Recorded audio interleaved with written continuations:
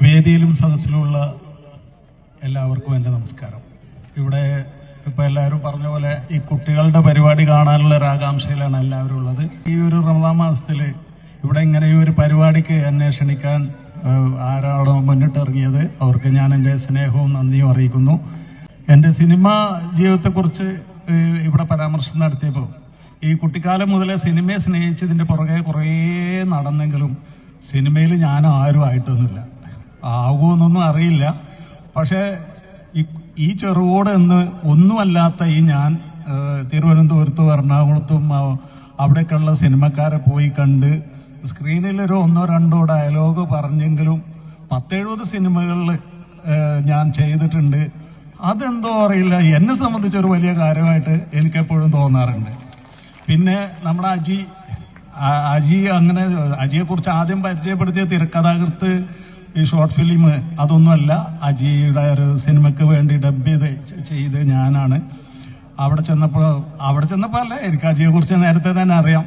അപ്പം നമ്മുടെ അജി എന്ന് പറയുന്നത് ഈ നാടിനെ നമ്മുടെ അജിയുടെ പേരിൽ അറിയപ്പെടുന്ന ഒരു കാലം വിദൂരമല്ല എന്നാണ് ഞാൻ കരുതുന്നത്. മാത്രമല്ല, ഈ തന്തപ്പേര് എന്ന സിനിമയിലേക്ക് എന്നെ ഒരു കഥാപാത്രം ചെയ്യാൻ വേണ്ടിയിട്ട് എന്നെ പരിചയപ്പെടുത്തി തന്നത് അജിയാണ്. ഇവിടെ ആ സിനിമ കണ്ടതും അജി മാത്രമാണ്. കാരണം അത് IFFK ഫിലിം ഫെസ്റ്റിവലിൽ ആ സിനിമ ഇന്റർനാഷണൽ ഫെസ്റ്റിവലിൽ ഇത് കിട്ടിയാണ്, എൻട്രി കിട്ടിയ ഒരു സിനിമയായിരുന്നു. അതിന് 3 അവാർഡുകളും കിട്ടി. അവർ സന്തോഷങ്ങളൊക്കെ പറഞ്ഞുകൊണ്ട് നമ്മുടെ ഈ ഒരു നാടിന്റെ മാത്രം പ്രത്യേകതയാണ്. എനിക്ക് അവിടെ ഒരു കൂടുതലൊരു ഹോം സ്റ്റേ ഉള്ളതുകൊണ്ട് അവിടെ എല്ലാ